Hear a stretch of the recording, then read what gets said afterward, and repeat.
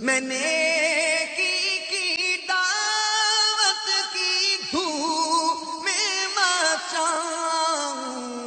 عطا ایسا کر حوصلہ یا الہی۔ اعلیٰ حضرت رحمۃ اللہ تعالی علیہ ایک بار غالباً رامپوری تشریف لے گئے، اور وہاں پر اعلیٰ حضرت رحمۃ اللہ تعالی علیہ کے ساتھ ایک عالم دین بھی تھے۔ اعلیٰ حضرت کو پتہ چلا کہ ان کے پاس ایک کتاب ہے، اور وہ کتاب بڑی نایاب ہے، ملتی نہیں ہے آسانی سے۔ اعلیٰ حضرت نے فرمایا کہ کتاب مجھے دے دو۔ مولانا صاحب نے کتاب تو دے دی، لیکن کہا حضرت یہ مجھے بھی ضرورت پڑے گی، ایک دن میں آپ واپس دے دیجیے گا، دوسری کتاب ہے نہیں۔ اعلیٰ حضرت رحمۃ اللہ تعالی علیہ ایک یا دوسرے دن جب واپس جانے لگے تو کتاب ان کو بھجوا دی۔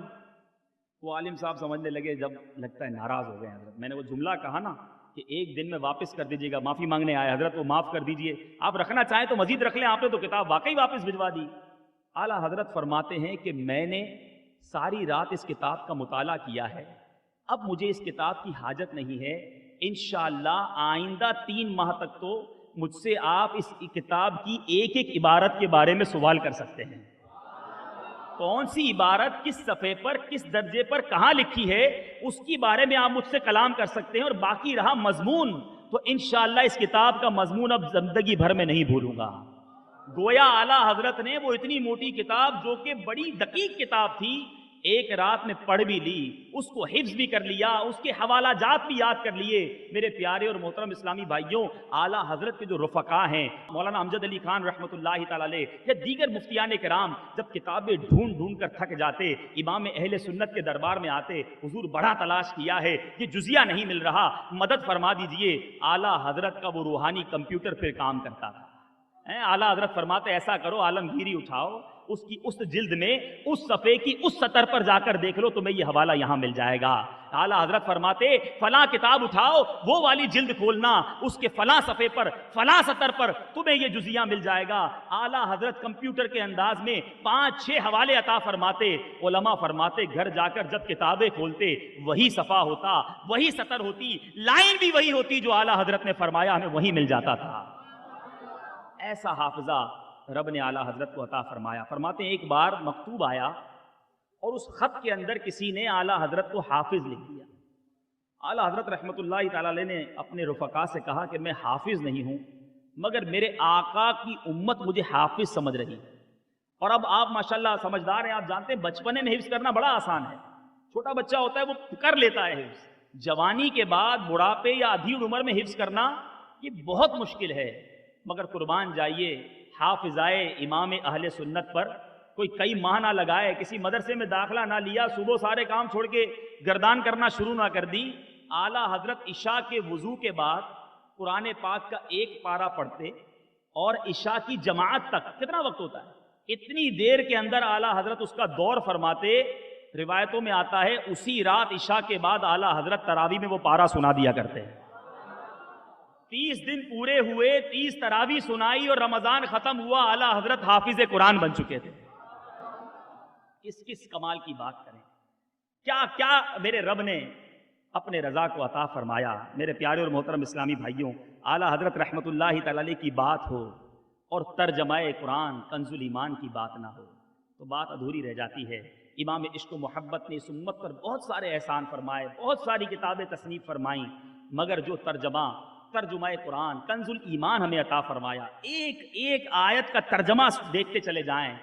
عقل حیران ہے کہ یہ کتنی تفاسیر کو دیکھ کر لکھا گیا ہوگا، کتنے محتاط اندازے میں لکھا گیا ہوگا، مگر ترجمہ قرآن لکھا کس طرح گیا۔ آپ پڑھتے تو بہت ہیں،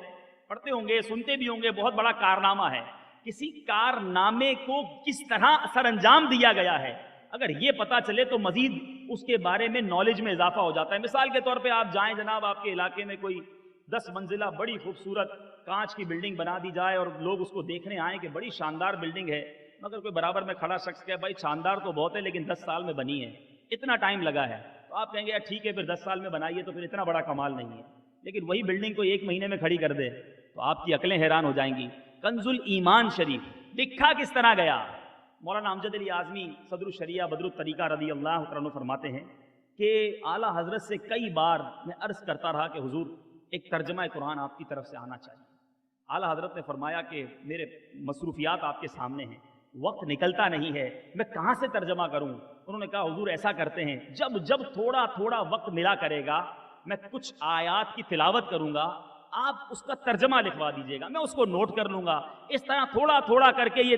ترجمہ کمپلیٹ ہو جائے گا۔ مفتی امجد علی اعظمی فرماتے ہیں جب موقع ملتا چند آیات کی تلاوت کرتا، اعلیٰ حضرت فی البدی اس کا ترجمہ فرماتے، میں اس کو لکھتا رہتا، رات کو جا کر میں چیک کرتا، کبھی ایک تفسیر اٹھاتا، کبھی دوسری تفسیر اٹھاتا، 10-12 تفسیروں کو اٹھا کر جب میں اعلیٰ حضرت کے ترجمے کو دیکھتا تو پتا چلتا کہ 12-15 تفسیروں کا مجموعہ میرے رضا فی البدی فرمایا کرتے ہیں، ساری تشریح تفاسیر کا مجموعہ ہوا کرتا کنز الایمان، اور وہ آج ہمارے درمیان موجود ہے۔ اللہ تبارک و تعالی میرے شیخ طریقت امیر اہل سنت بانی دعوت اسلامی کے مرتبے کو مزید عروج عطا فرمائے۔ امیر اہل سنت ہر بیان میں کنز الایمان کے ڈنکے بجاتے ہیں، بلکہ یہ کہا جائے تو غلط نہ ہوگا کہ کنز الایمان شریف کو 100 سال سے زائد عرصہ ہو چکا ہے، مگر اتنے عرصے میں جب سے دعوت اسلامی نے اس کی اشاعت کا بیڑا اٹھایا ہے، اس کو دنیا بھر میں پہنچانے کا عزم کیا ہے، اس پچھلے عرصے کے اندر اتنا کنز الایمان گھر گھر نہ پہنچا جو دعوت اسلامی نے آج دنیا کے کونے کونے میں کنز الایمان شریف پہنچایا۔ میں نے کی دعوت کی دھوم میں مچاؤں، عطا ایسا کر حوصلہ یا